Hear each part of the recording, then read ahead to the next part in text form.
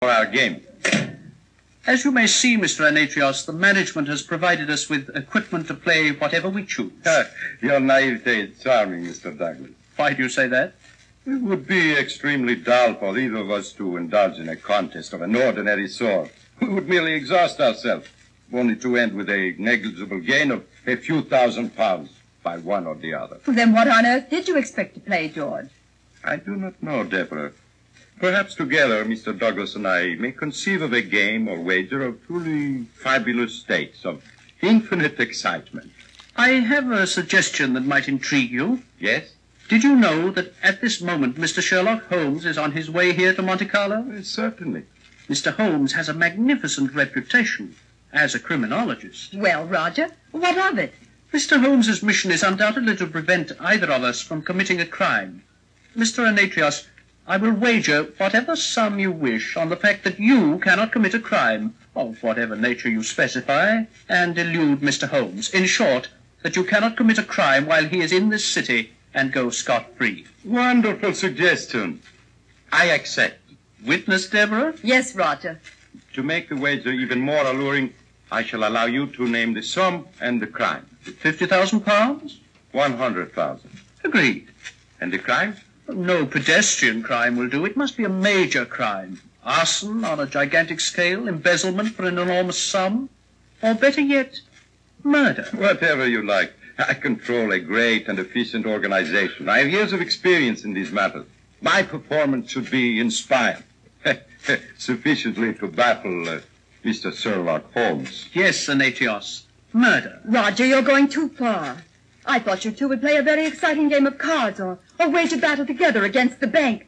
But murder... For your £100,000, you have a potential victim? Yes, I believe I do.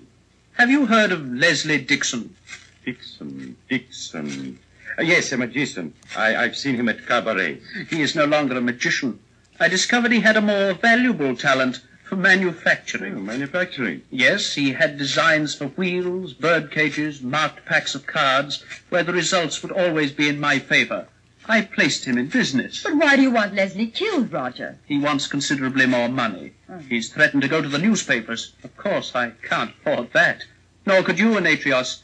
It would keep the public away from our houses. This Leslie Dixon is a very tempting victim.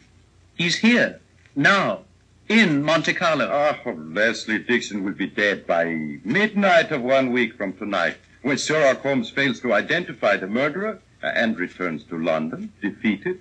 I shall meet you on the evening of his departure, in this same room, where you will pay £100,000 to me.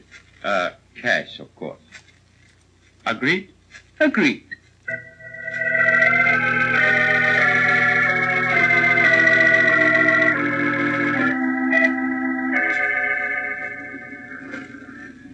Ready for your evening swim, Mr. Dixon? Yes, Reynolds. Have my dressing gown and towels ready as usual. Yes, sir. They're back in the cottage, sir. I'll fetch them. It's lovely tonight here on the beach, isn't it? Yes, Mr. Dixon. I shall return within the customary half hour, sir. Fine, Reynolds. Now for a dip. How is it, sir? Water's wonderful. I'll see you later. I'm swimming out toward the raft. Very well, sir. I'll be in the cottage. Reynolds! Oh, my head. Dizzy. Dizzy. My legs, I can't swim. Reynolds! Help! Help! Washed ashore here on the beach just as the police found him. Bewildering, eh, Holmes? They say Dixon was in perfect physical condition. Superb swimmer. The sea was very calm. No signs of violence. What do you make of it? You've interviewed the butler, Monsieur Guillaume? The police did so, yes. He failed to hear anything. If Dixon called for help as he drowned, the butler was out of earshot. He might simply have developed a sudden cramp. Eh, Holmes? Rather doubtful, Watson. A thoroughly experienced swimmer would not enter the water immediately after having eaten anything that might cause a cramp. Especially Monsieur Dixon. He was most careful about food. Gourmet. I see. No, Watson, I'd say this is directly concerned with a visit to Monte Carlo of Messrs. Douglas and Anatrios. It would appear that the two geniuses of crime have concocted a special brew for me. I'd say, quick behind those trees. What do you see? A shadow with a gun. Get down!